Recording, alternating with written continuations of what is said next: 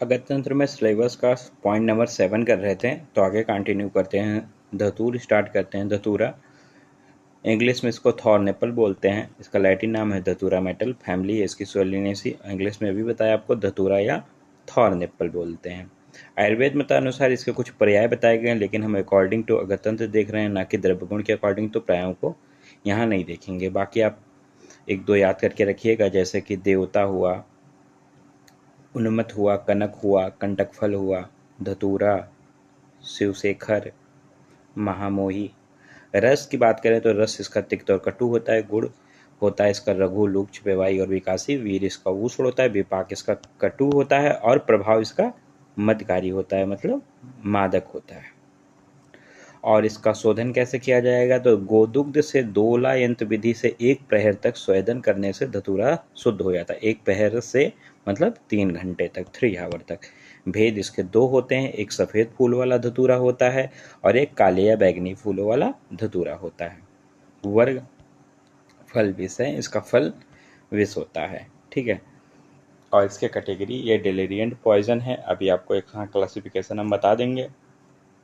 तो active principal इसमें जैसे कि एट्रोपिन होता है, हाइसोसिन होता है, हाइसोसियामीन होता है। हैबिटेट इसका ऑल ओवर इंडिया पाया जाता है।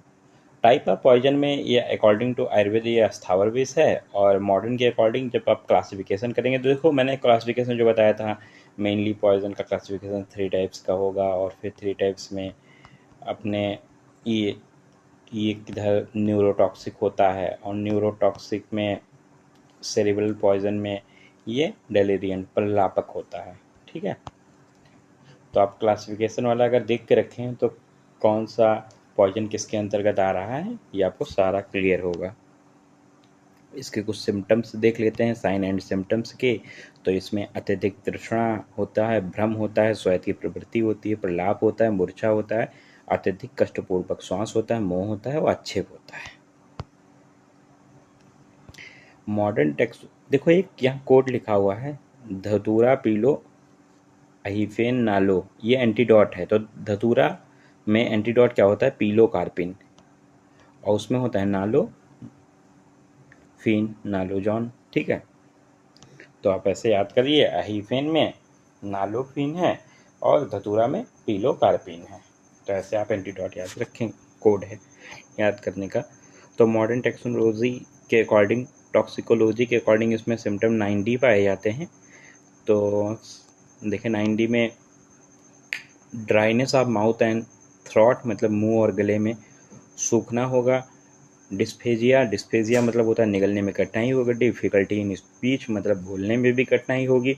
Dilation of cutaneous blood vessel मतलब फैलाव हो जाएगा क्यूटेनियस ब्लड वेसल्स का, और डायलेशन ऑफ पीपुल का भी फैलाव, मतलब पुतलियों को भी फैलना होगा। डेलीरियम होगा। डेलीरियम मतलब होता है प्रलापक, अभी आपको क्लासिफिकेशन में टाइप ऑफ पॉइजन में बताया। ड्रंकन गेंट मतलब लड़खड़ा के चलता हुआ, ऐसा शराबी जैसे चलते हैं वैसे लगेगा। और ड्राई हॉट स्किन होगी, इसकी गर्म सूखी त्वचा होगी। और ड्राउनियस मतलब होता है झपकी आना या अंगोई आना, थका महसूस करना।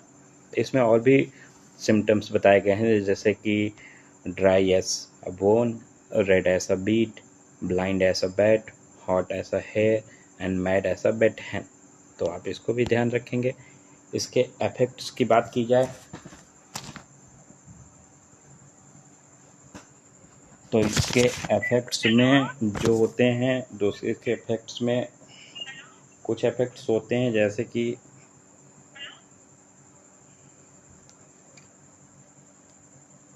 alkaloids of dhatura initially stimulate higher center of the brain and then followed by the motor center and finally cause depression, paralysis of vital center of medulla। मतलब इसमें जो धतूरा का एल्कोलाइड होता है ये इनिशियली स्टिमुलेट करता है हायर सेंटर ऑफ ब्रेन को और फिर उसके बाद मोटर सेंटर को, ठीक है। तो सबसे पहले ये क्या करता है, इसका एल्कोलाइड ब्रेन के हायर सेंटर को स्टिमुलेट करता है, उसके बाद मोटर सेंटर को स्टिमुलेट करता है, और फाइनली क्या करता है, डिप्रेशन और पैरालिसिस कॉज कर देता है वाइटल सेंटर ऑफ मेडुला में।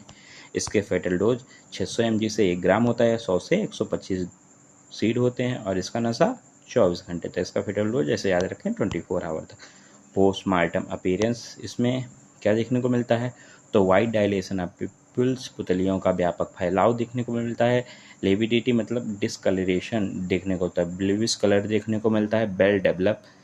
हाइपोस्टेटिस देखने को मिलता है, मतलब हाइपोस्टेटिस मतलब ब्लड का थक्का टाइप का या उसका ठोस घातक, वही same conjunction of internal organs के इंटरनल ऑर्गन्स में भी जमाव देखने को मिलता है। मेडिको लीगल एक्सपेक्ट में बात की जाए तो स्टोफाइंग एजेंट होता है। स्टोफाइंग मतलब मैं आपको बताया था ना, किसी को सुलाने उलाने के लिए, नशा भ्रमित करने के लिए मिला के दे देते हैं, तो by the mixing of food with smoke या एक्सीडेंटल पॉइजनिंग, कोई गलती से ले लें। ट्रीटमेंट जो इसका होता है, देखिए आयुर्वेद मंत्र अनुसार बिनौले की गिरी को खिलाकर दूध पिलाना है।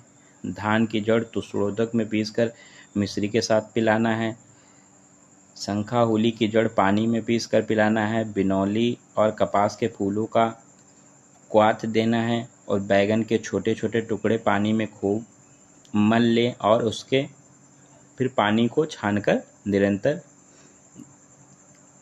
पिलाएं। और गाय की घी प्लस मिश्री मिलाकर दूध से दें। और देखिए तत्कालिक रूप में कुछ उपलब्ध नहीं हो तो क्या, नमक का घोल देना है उसको। मॉडर्न टैक्सिकोलॉजी की बात की जाए तो इसमें स्टमक वॉश करवाना है। वीक सोल्यूशन KMNO4 से purgation. In case of delayed management होता है तो cold water irrigation over the head, मतलब ठंडे पानी से उसके सिर पर छिड़काव करना है, सिंचाई करना है।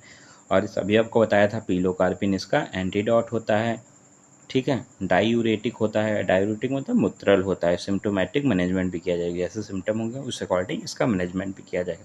तो हम लोगों का धतूरा भी कंप्लीट हो गया।